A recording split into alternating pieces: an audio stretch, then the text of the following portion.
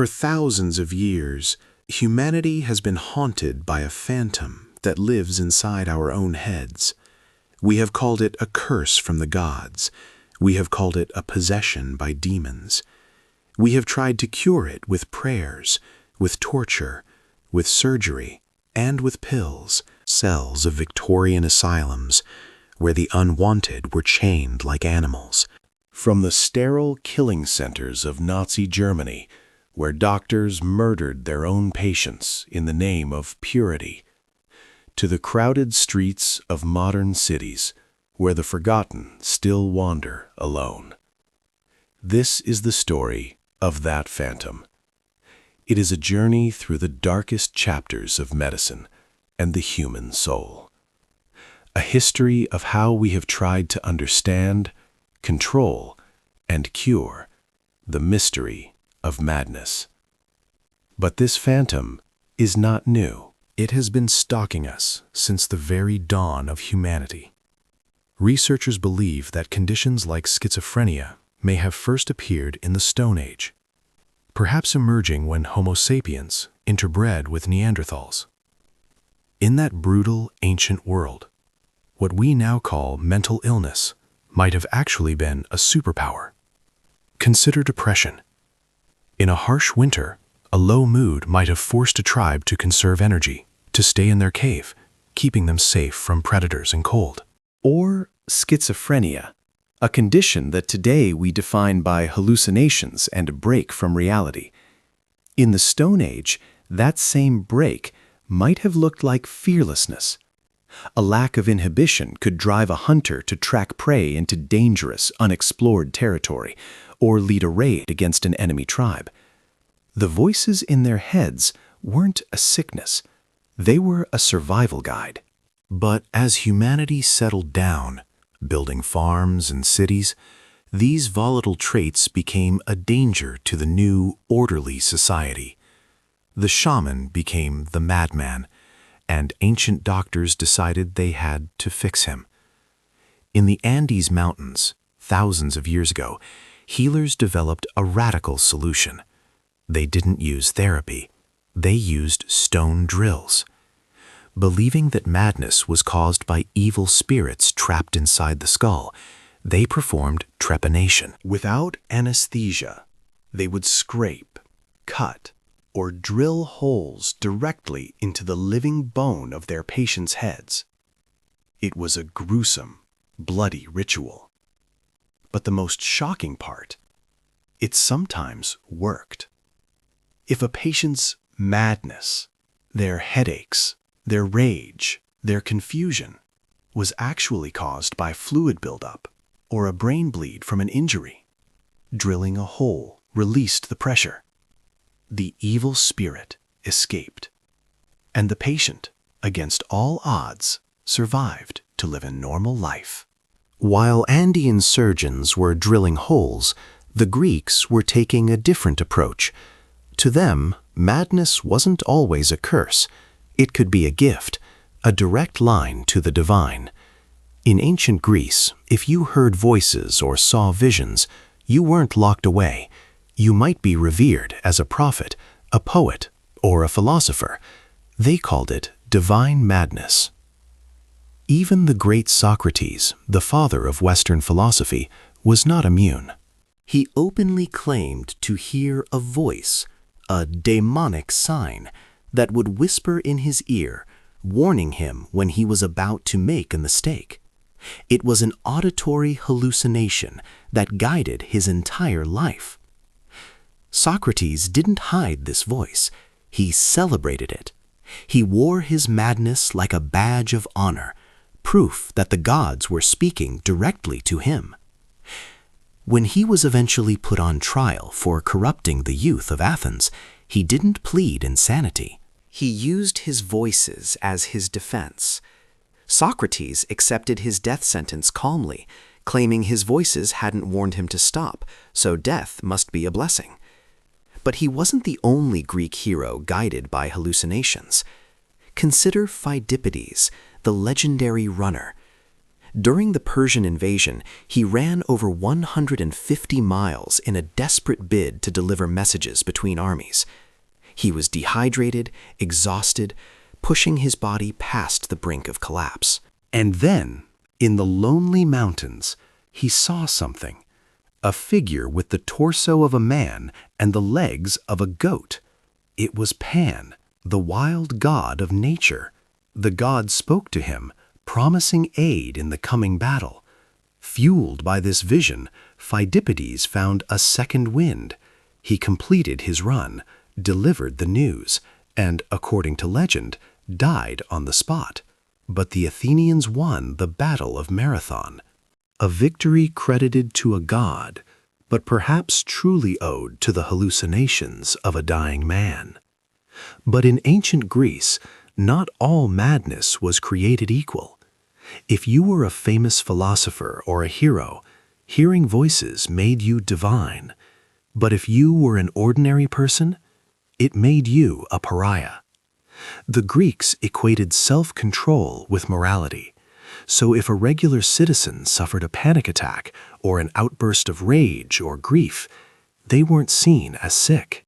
They were seen as morally deficient, weak, dangerous. Society turned its back on them. They were shunned by their neighbors, refused business, and cast out as second-class citizens. There was no treatment, no empathy, just the cold judgment of a society that believed your suffering was a punishment from the gods. Medical science was nowhere to be found. It was easier to blame Olympus than to look for a cure on Earth. But then, a new figure emerged from the shadows of mythology, Asclepius. Originally a mortal physician so skilled he could raise the dead, he was struck down by Zeus for his hubris, only to be reborn as the god of medicine. Across Greece, hundreds of temples rose in his name. These weren't just places of worship, they were the world's first mental health clinics. Desperate people, tormented by demons they couldn't control, flocked to these sanctuaries seeking a cure. The treatment was a bizarre mix of early medicine and mystical ritual. Patients would enter the Asclepion, a serene complex designed to heal the soul through beauty and nature. But peace was just the preparation for the main event. To be cured, you had to face the god himself. The process began with purification. Patients were plunged into freezing cold springs, then scrubbed in warm baths. They were put on strict diets and engaged in long conversations with priests about their inner turmoil, an ancient precursor to modern talk therapy. But the climax was the incubation. After weeks of preparation, the patient participated in a sacrificial feast, drinking heavy wine until they reached a state of drunken ecstasy. Then they were laid to sleep on the bloody skin of a freshly sacrificed animal, right on the temple floor. In the dark of the night, while they slept in a drugged stupor, the high priest would enter the chamber. Dressed as the god Asclepius, and often carrying a live, non-venomous snake, he would move among the sleeping bodies. He would whisper cryptic cures into their ears or let the sacred snake slither over their limbs. It was terrifying, theatrical, and for many, transformative. While the priests whispered in the dark, a new voice of reason was rising. Around 400 BCE, a physician named Hippocrates dared to challenge the gods. He rejected the mysticism of the temples. He looked at the screaming, convulsing patients that others called possessed, and he saw something else. He saw biology. He focused his attention on what was then known as the sacred disease, a condition characterized by foaming at the mouth, violent convulsions, and loss of consciousness. To the Greeks, this was the ultimate proof of divine intervention, a touch from the gods. But Hippocrates called it a lie. He argued that this disease was no more sacred than a fever or a broken leg. It had a natural cause. And in a stroke of genius that was thousands of years ahead of his time, he pinpointed the source. It wasn't the soul. It wasn't a demon. It was the brain. Hippocrates observed that patients could sometimes be helped by changes in diet or exercise. This was the smoking gun. If a physical change could cure the curse, then the curse must be physical. He went further, suggesting the disease was hereditary, passed down through bloodlines, not divine judgment. And most radically, he declared that the brain was the seat of all emotion, thought, and madness. At a time when most people believed we thought with our hearts, this was a revolution. Today, we know the sacred disease as epilepsy. Hippocrates' description was clinical and precise.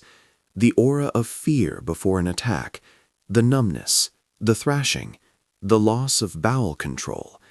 He stripped away the magic and revealed the medical reality underneath. He founded a school of medicine based on observation and logic, planting the seeds of modern psychiatry. But even his brilliant mind had blind spots. While he championed logic for men, Hippocrates applied a very different logic to women. He observed that emotional disorders seemed more common in females, and he invented a biological reason: hysteria. Derived from the Greek word for uterus, hystera, his theory was bizarre. He believed the womb was a living animal that could detach and float freely inside a woman's body. When it wandered, it would release toxic fumes, causing anxiety, seizures, and madness. The cure? Sex. He prescribed marriage and pregnancy to anchor the wandering womb. And if that failed, the treatment became invasive. Doctors performed fumigation. They would mix a potent brew of garlic, seal oil, and hot coals, and then use a reed to funnel the acrid smoke directly into the woman's body. It was a dangerous, painful procedure based on an anatomical fantasy, but it would dominate women's healthcare for nearly 2,000 years. But as medicine advanced, society retreated. The philosophical acceptance of divine madness began to crumble, thanks in part to Socrates' own student, Plato. Plato created a dangerous distinction. He argued there was good madness, like the inspiration of a poet, and bad madness, which he called mania. This included violent impulses, addiction, and uncontrolled emotion. Crucially, Plato framed this mania not as a sickness, but as a moral failure, a disease of the soul. This shift was catastrophic. By labeling the mentally ill as morally deficient, he justified stripping them of their rights. He argued they were a danger to the state, a pollution in the social order. He didn't offer a cure, he offered a cage. Plato's words became law. He advocated for a brutal new policy. If someone was mad, they should be hidden. Families were forced to become jailers.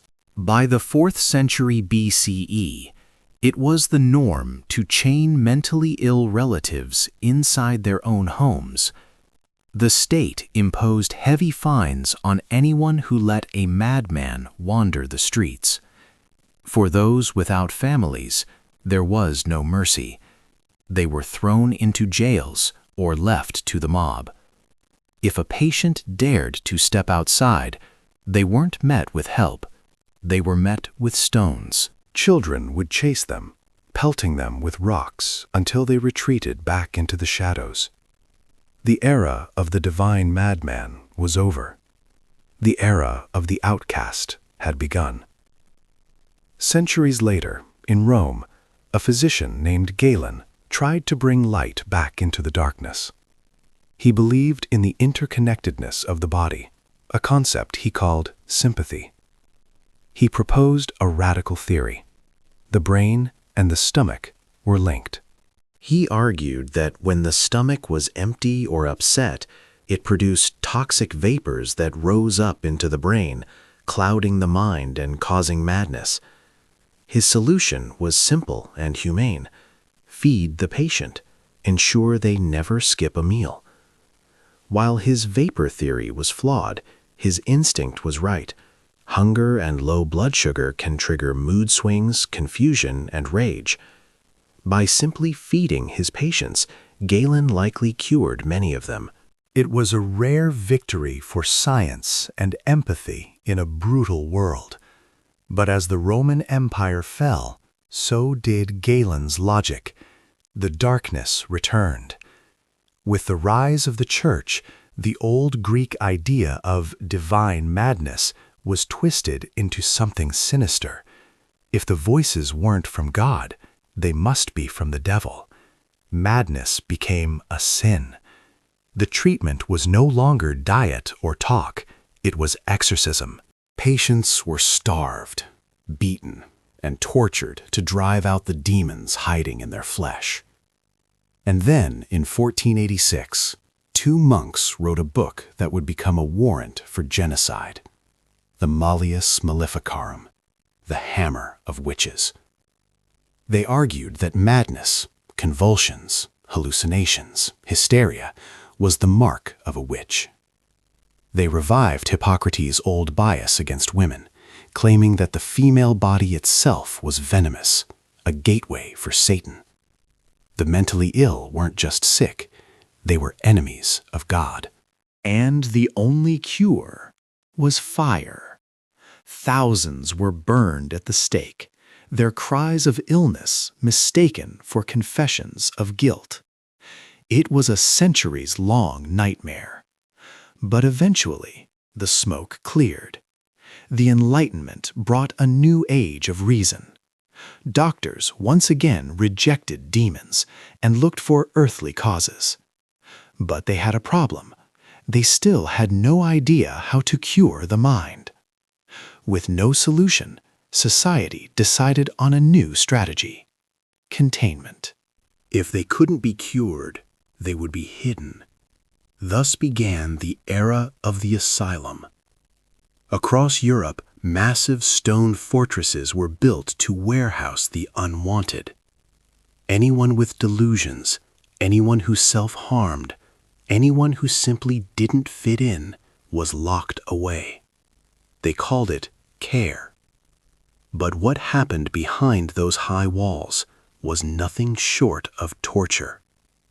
And no one experienced that torture quite like Lydia Smith. On August 18, 1865, the 29-year-old was dragged through the iron gates of a New York asylum. She was screaming that there had been a mistake. She wasn't sick. She isn't mad. Her husband is lying. But no one listens. Inside, the nightmare begins instantly.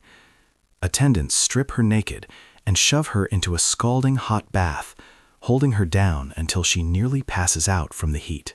Then, shivering and traumatized, she is encased in a muff, a brutal leather device that pins her arms to her chest. But the true horror is the crib. It is a wooden cage, barely the size of a coffin, with tiny holes for air. Lydia is forced inside. Her feet are shackled to the floor, her torso strapped to the back. She is trapped in total darkness. Doctors pry her mouth open with a funnel and pour sedatives down her throat. Then they leave. For hours she lies there in the silence, trapped in a box, knowing with a cold certainty that she will never see the outside world again. She hasn't been admitted to a hospital. She has been buried alive. But long before Lydia's nightmare in New York, another tragedy in England would spark a revolution. It began with Hannah Mills, a devout Quaker. In 1790, overwhelmed by grief after her husband's death, she fell into a deep melancholy.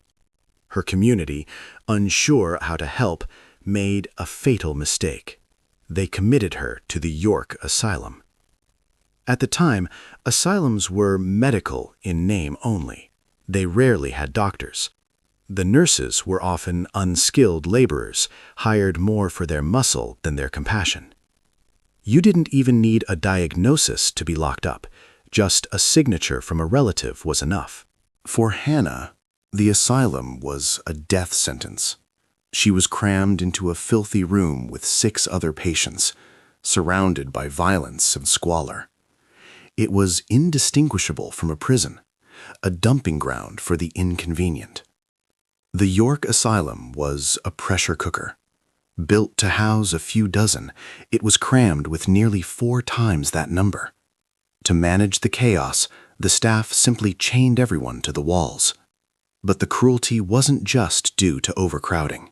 It was fueled by a dark, persistent urban legend, the belief that the insane were subhuman, incapable of feeling pain, heat, or cold. This myth justified everything. To save money, the asylum refused to heat the rooms in winter. Patients froze in their cells, shivering violently, while staff ignored them, convinced they couldn't feel the chill. It justified the beatings, too. If a confused patient didn't obey an order, they were kicked or whipped. After all, the guards reasoned, you can't hurt someone who doesn't feel pain. It was a convenient lie that turned cruelty into policy. The violence was often fatal.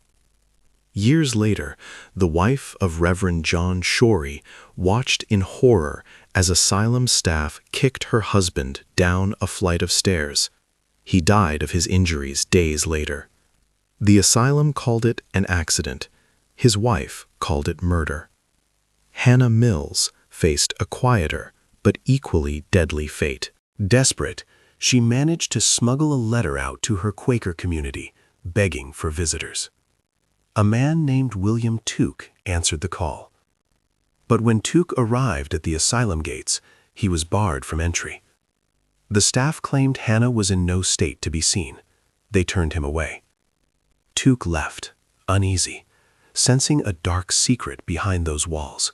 He would never see Hannah alive again. Weeks later, the news came. Hannah Mills was dead.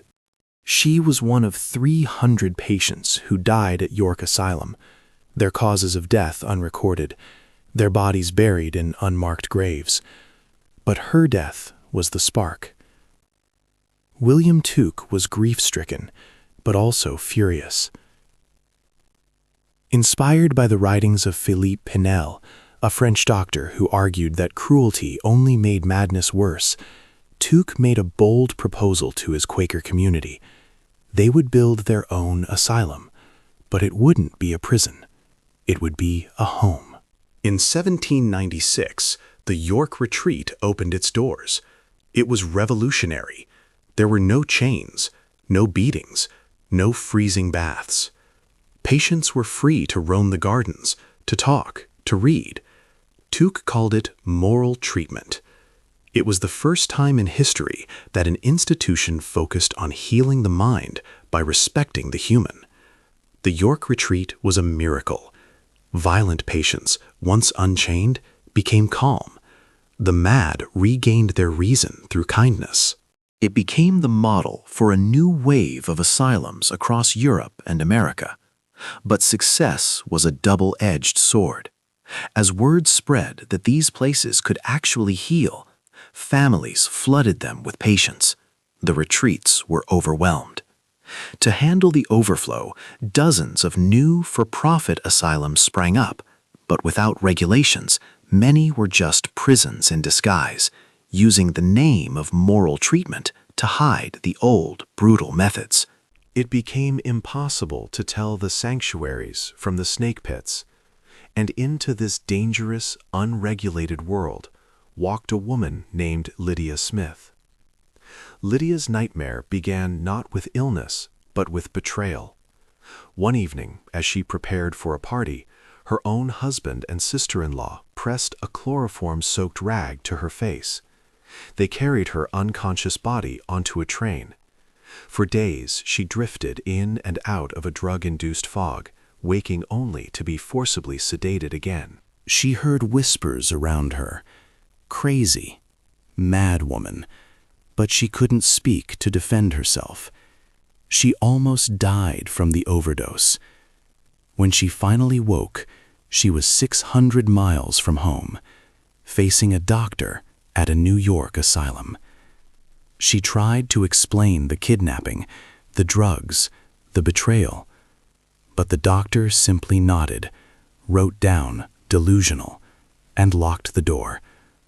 Her husband had committed her, and in the eyes of the law, that was all the proof they needed. For 7 years, Lydia rotted in that asylum. She never saw her children. Her pleas of sanity were ignored. But in 1872, she saw her chance. During a rare walk on the grounds, she slipped away from her attendant, jumped into a passing carriage, and escaped. She returned home, expecting a fight. But shockingly, no one came looking for her. She resumed her life as if nothing had happened. It was only years later that she discovered the truth. She had been committed not because she was sick, but because she was inconvenient. Her sister-in-law had spread rumors, and her husband, wanting to avoid a divorce scandal, had simply locked her away. Lydia wasn't alone. In her explosive memoir, Behind the Scenes, she revealed a terrifying reality. Asylums had become dumping grounds for unwanted wives. It was a perfect, legal way to make a woman disappear. Lydia's story was shocking, but easy to dismiss. Who would believe a certified lunatic? To expose the truth, the world needed a witness who couldn't be silenced. Enter Nellie Bly. A fearless investigative journalist, Nellie had already made a name for herself exposing sweatshop conditions. But in 1887, her editor challenged her to do something unprecedented: get herself committed to the notorious Blackwell's Island Asylum and report from the inside. Nellie accepted. She checked into a boarding house under a fake name and began her performance. She practiced a vacant stare in the mirror. She stopped sleeping. She muttered to herself. And she was shocked by how easy it was. Within days, she had convinced everyone around her that she was mad. The trap was set. Nellie played her part perfectly. She feigned amnesia before a judge, claiming she had no memory of who she was. With barely a second thought, the judge sentenced her to Blackwell's Island, a grim fortress of an asylum known for its brutality. Once inside, Nellie dropped the act. She calmly told the doctors she was sane, that it was all a mistake. But her sanity only convinced them she was delusional. She was stripped of her dignity and her freedom. She was forced into freezing cold baths, scrubbed until her skin was raw, and left shivering in wet clothes for hours. The food was rotten, barely fit for animals.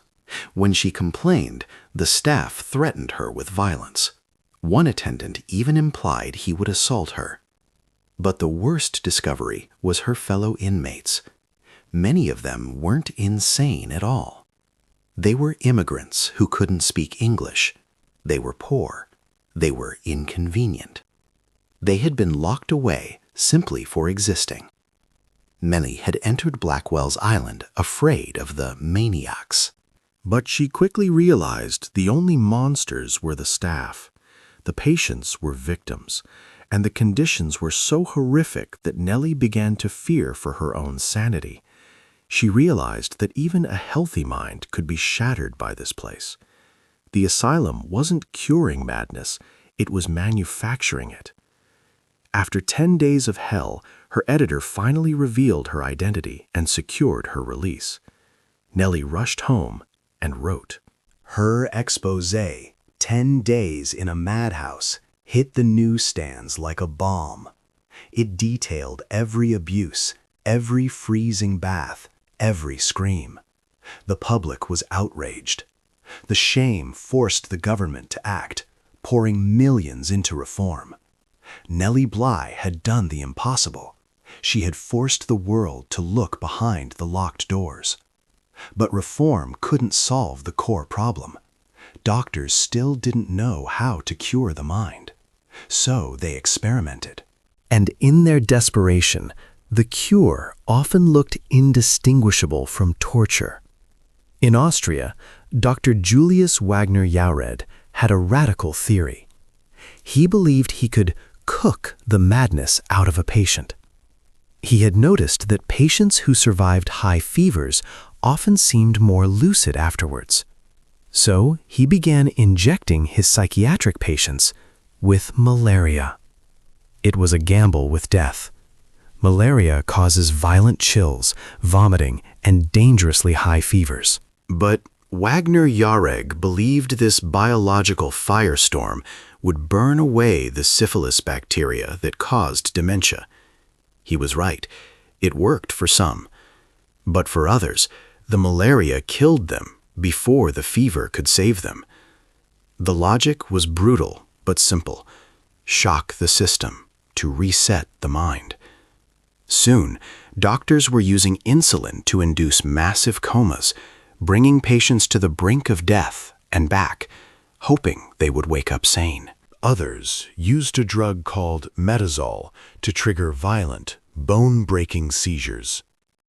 Then, in 1937, an Italian neurologist named Ugo Cerletti visited a slaughterhouse.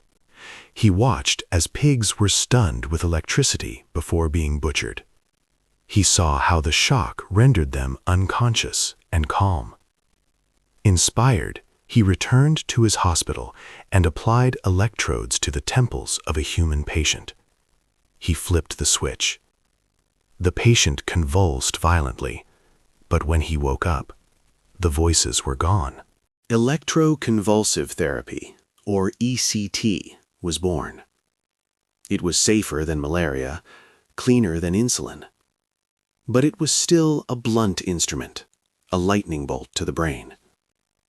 While Cerletti was shocking brains, another doctor in Vienna was simply listening. Sigmund Freud proposed a radical new idea. What if the cure wasn't in a needle or a wire, but in words? He invented psychoanalysis, the talking cure. Freud argued that mental illness wasn't just a biological glitch, but a result of trauma, repressed memories, and unconscious conflict. By helping patients unearth these secrets, he believed he could heal them. It was a revolution. For the first time, treatment didn't require chains or coma. A patient could see a doctor for an hour, talk, and then go home. They could live a normal life. Freud didn't just offer a treatment, he offered dignity. But talk therapy couldn't cure everyone.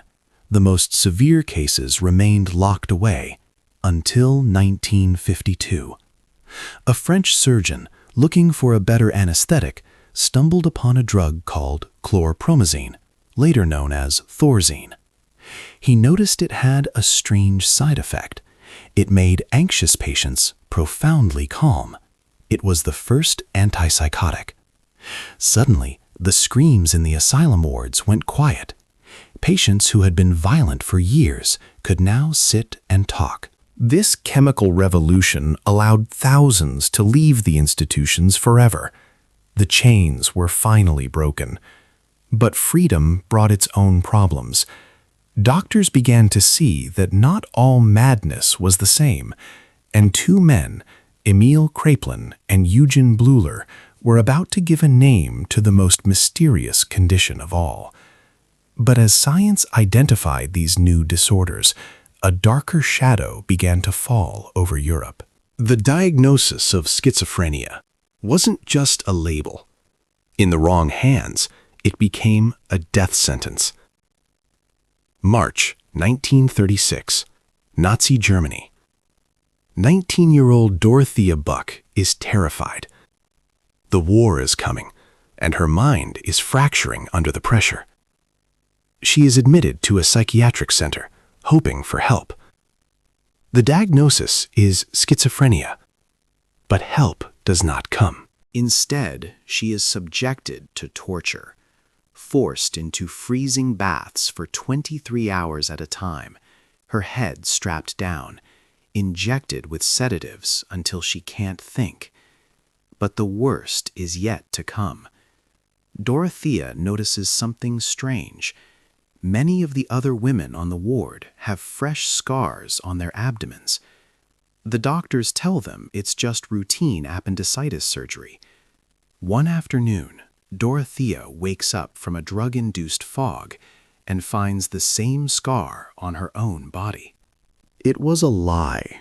Her appendix was fine. Under a secret Nazi law, she had been forcibly sterilized. Her body had been mutilated to ensure she could never have children.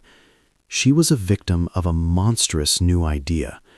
The belief that mental illness could be wiped from the human race by wiping out those who carried it. But before the Nazis could target it, scientists had to name it. In 1887, German psychiatrist Emil Kraepelin made a breakthrough. He realized that not all madness was the same. He identified a specific, terrifying condition that seemed to strike the young. Unlike manic depression, which came in waves, this disease was a relentless downward spiral into darkness. He called it dementia praecox, premature dementia. He believed it was a biological rot, a neurodegenerative disease that destroyed the brain's neurons from the inside out, leaving irreversible damage. He saw it as internal, incurable, and hopeless. But in 1908, a Swiss psychiatrist named Eugen Bleuler challenged this view. He argued that these patients weren't suffering from dementia. Their minds weren't empty. They were overloaded. They were experiencing a heightened, distorted reality. He coined a new term, schizophrenia, meaning split mind. Bleuler realized that a schizophrenic person doesn't lose touch with reality completely. Rather, their reality is tainted. Like colorblindness distorts color but not sight, schizophrenia distorts perception. The voices, the hallucinations, they were a fractured interpretation of the world. And crucially, Bleuler believed that both nature, genetics, and nurture, environment, played a role in shattering the mind. But understanding the disease didn't mean they could cure it. And for some doctors, desperation led to tragedy. Take Dr. Bayard Holmes. When his own son developed schizophrenia, Holmes refused to accept it was incurable. He developed a bizarre theory that the madness was caused by toxic bacteria in the intestines poisoning the brain. He decided to test his theory on his own son. He performed surgery, cutting open the boy's abdomen to irrigate his intestines, hoping to wash away the toxins. It was a fatal mistake. 4 days later, his son died in agony. Devastated, but undeterred by his own failure, Holmes continued to operate on patients, claiming success even as the bodies piled up. Holmes wasn't alone. Dr. Henry Cotton, at a New Jersey asylum, took this idea to a gruesome extreme. He believed the toxins came from infected teeth, so he pulled them, all of them. When patients didn't improve, he kept cutting. He removed tonsils, gallbladders, colons, thyroids. He carved pieces out of healthy people, searching for a hidden infection that didn't exist. Over 30% of his patients died on the operating table, killed by the very surgeon sworn to heal them. And when faced with criticism, Cotton didn't blame his theory.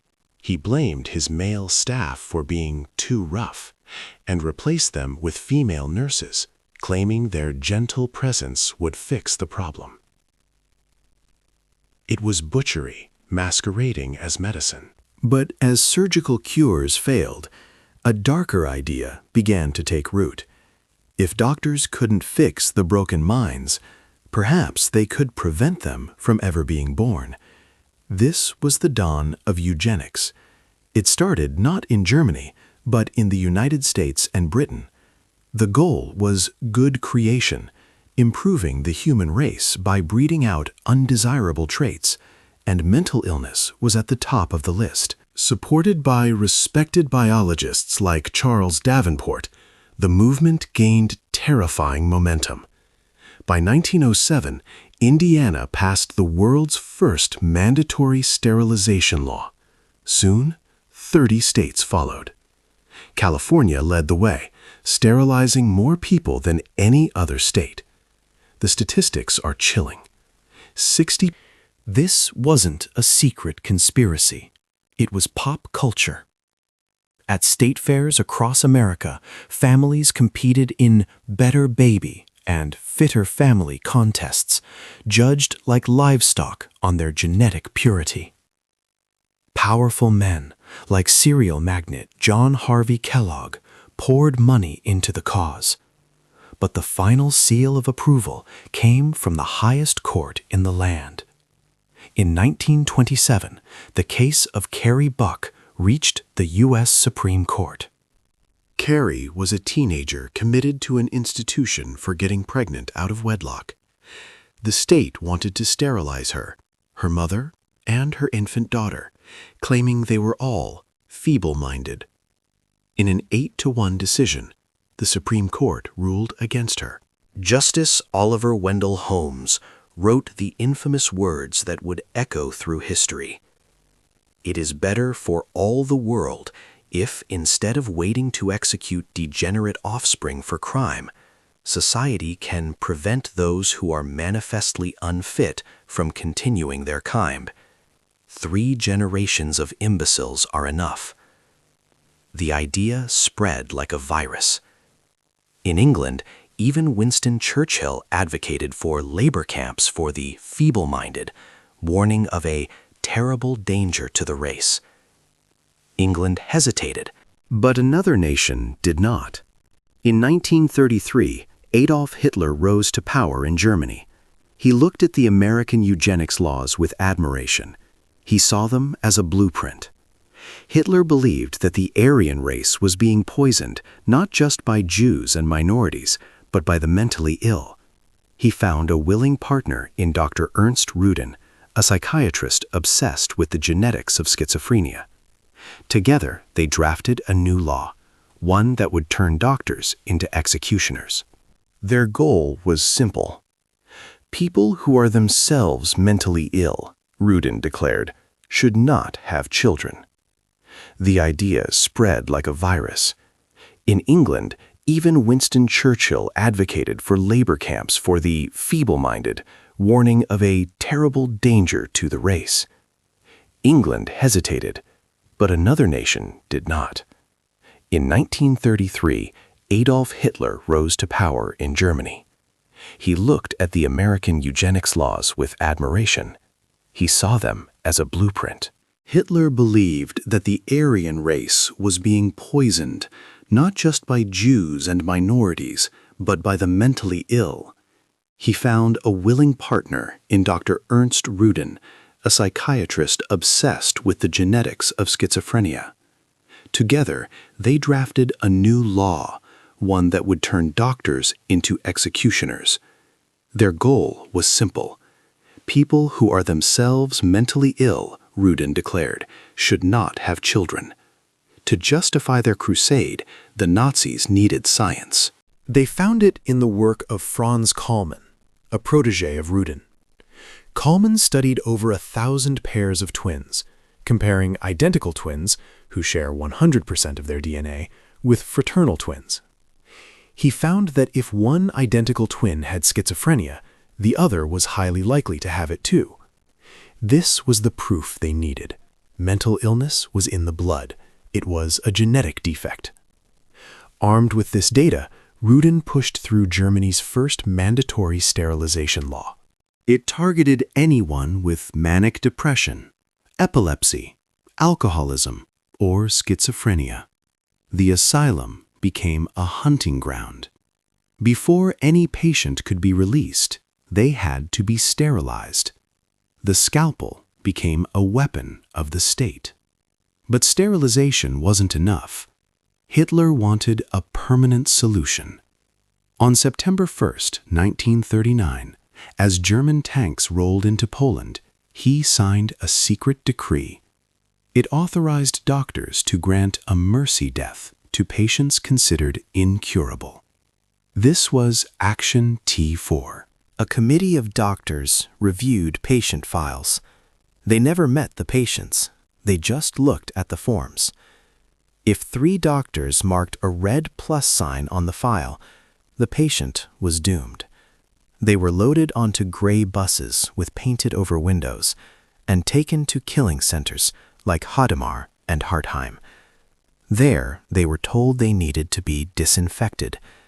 They were led into tiled shower rooms, but no water came out of the pipes. Instead, doctors watched through a peephole as carbon monoxide gas filled the room. It was the first industrial mass murder in history. The gas chambers of the Holocaust were invented to kill the mentally ill. No one was spared. Over 5,000 children were murdered in special wards, starved to death, or injected with lethal drugs, while doctors lied to their parents about the cause. But while Hitler was purging the mentally unfit, American intelligence was quietly diagnosing him. In 1943, the OSS hired psychologist Henry Murray to profile the dictator. Murray analyzed Hitler's rages, his paranoia, his delusions of grandeur. His conclusion was a dark irony. He diagnosed Hitler as a borderline paranoid schizophrenic, the man who had ordered the murder of hundreds of thousands of schizophrenics, likely suffered from the condition himself. By the time the war ended, the toll was staggering. Nearly 300,000 psychiatric patients had been murdered. Another 400,000 had been forcibly sterilized. Dorothea Buck survived, but the scars remained. Sterilized and branded as genetically defective, she was barred from higher education, forbidden from teaching children, and forbidden from marrying anyone healthy. She lived her life in the shadow of what had been stolen from her. But the world was changing. Horrified by the Nazi atrocities, humanity turned away from eugenics. New institutions were founded to help, not eliminate, the mentally ill. And in the 1950s, a new hope arrived in the form of a pill, chlorpromazine. For the first time, schizophrenia could be managed chemically. The screaming wards fell silent. Patients who had spent decades in locked rooms could finally go home. It seemed like the dawn of a new, enlightened age. But as the asylum doors opened, a new crisis was waiting on the streets. Winter, Virginia. Jennifer Wilson stands at her window, watching the snow fall on her quiet suburban street. But she isn't admiring the view. She is terrified. Somewhere out there, in the freezing cold, is her son, Chris. Chris was the golden boy, high school honor student, star quarterback, big brother. He had everything. But then he went to college, and the voices started. He called his mother at 3 a.m., whispering that the FBI was tracking him, that his professors were conspiring against him. The spiral was fast and brutal. Hospitalizations, medications he refused to take, and then the final break.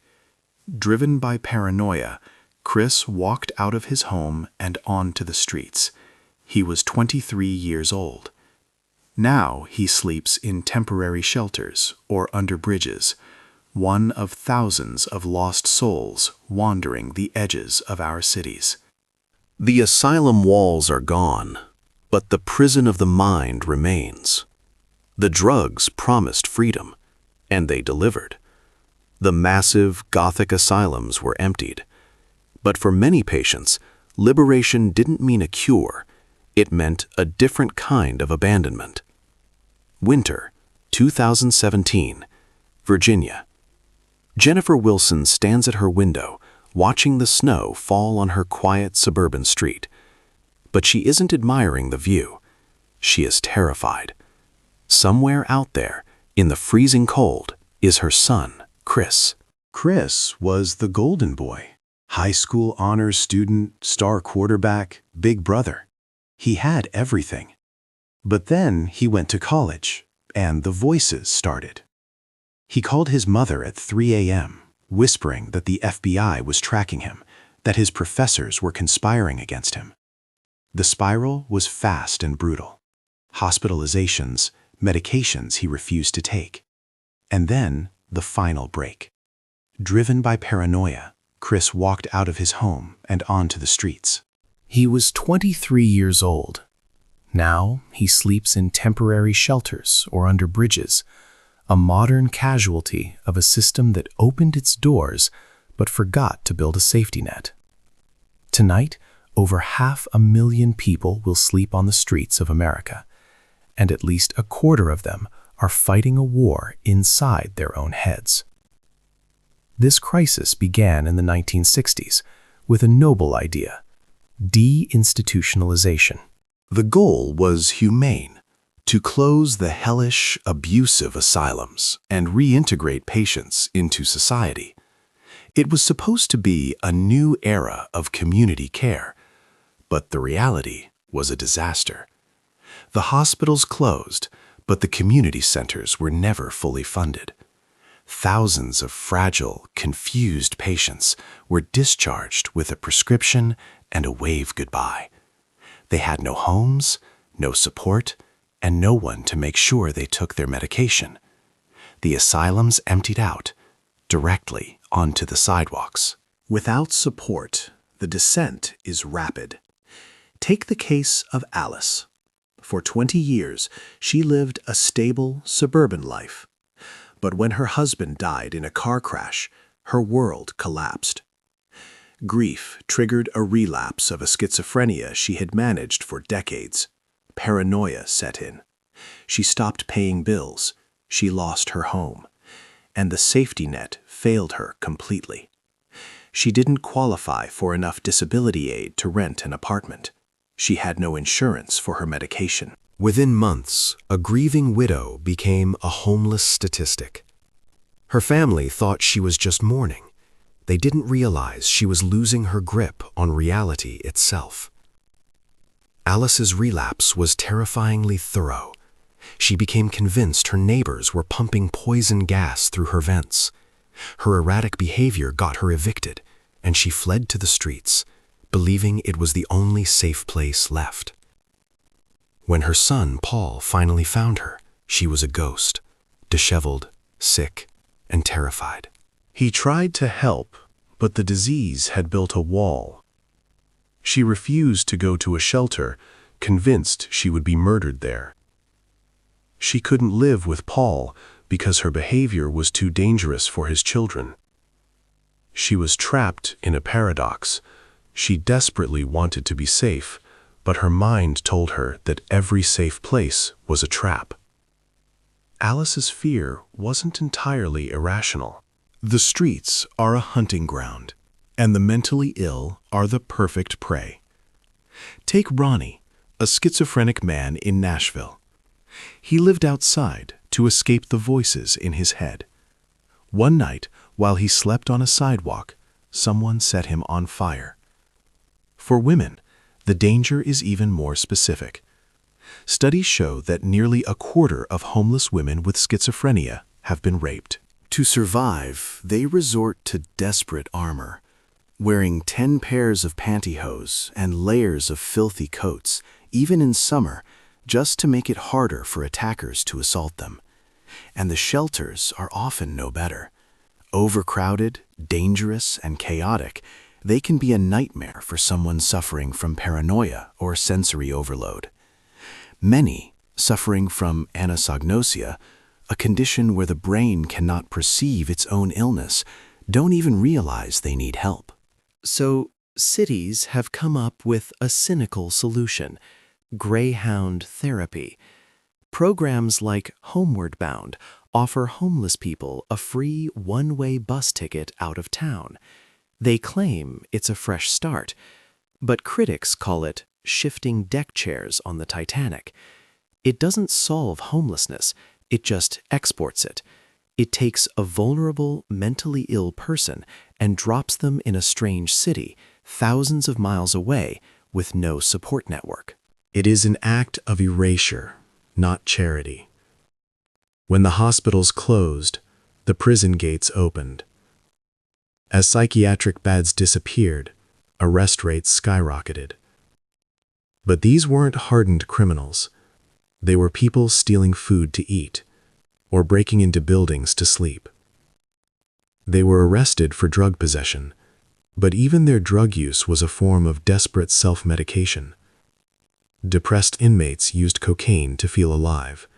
Schizophrenics used heroin to quiet the voices. The result is a national tragedy.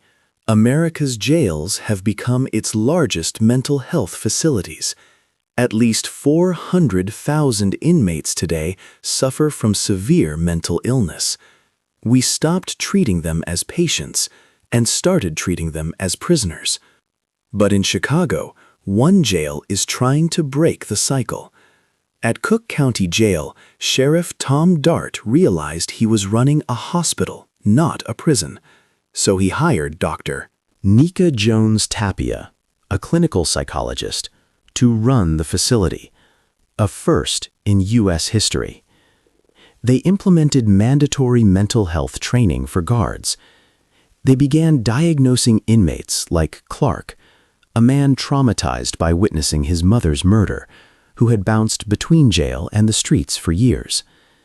In jail, Clark finally got the medication he needed. And crucially, they set him up with a care plan for after his release. It's a radical experiment in empathy within the most hostile environment imaginable. And for inmates like Clark, it isn't just programs. It is a lifeline. But progress is fragile. As recently as 2010, prisons in California were still illegally sterilizing female inmates without proper consent, a chilling echo of the Nazi past. And the mystery deepens.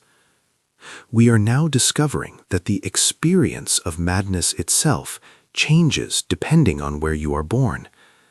Stanford anthropologist Tanya Luhrmann made a startling discovery. She found that while schizophrenia exists everywhere, the voices patients hear are not the same. In the West, the voices are violent, paranoid, and cruel. They command self-harm. They scream abuse. But is it like that everywhere? In Ghana and India, Luhrmann found something extraordinary. The patients there didn't hear monsters. They heard friends. The voices were playful, sometimes even helpful. They sounded like grandmothers or ancestors offering advice. Why? Because in cultures that value community and spirituality over individualism, the voice isn't an intruder, it's a companion. It brings us full circle, back to the ancient Greeks. Perhaps the divine madness of Socrates wasn't a myth, but a cultural reality. Our fear shapes our demons. We still don't have a cure. We still don't know the cause. But we know this: the way we treat the mind shapes the mind itself. And perhaps the first step to healing isn't a pill or a surgery, but simply kindness. The history of madness is not just a history of illness. It is a history of us, of our fears, our cruelty, and our desperate hope for redemption. If you wish to uncover more of these forgotten stories, subscribe to Medical Obscura and press the notification bell. Join us as we continue to explore the shadows where science and the unexplained collide. We have many more cases to open.